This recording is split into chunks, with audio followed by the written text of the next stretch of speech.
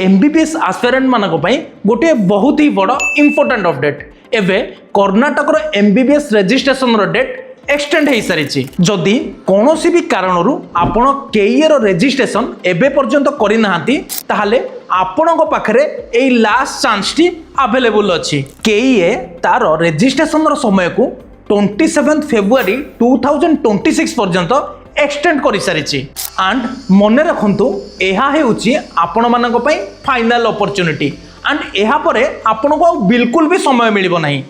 सो registration रे कौन सी भूल न करी सठिक भाव में रेजिस्ट्रेशन करने आज ही जोगाजोग करंतु आचार्य द्रोणा एजुकेशन वर्ल्ड सहित।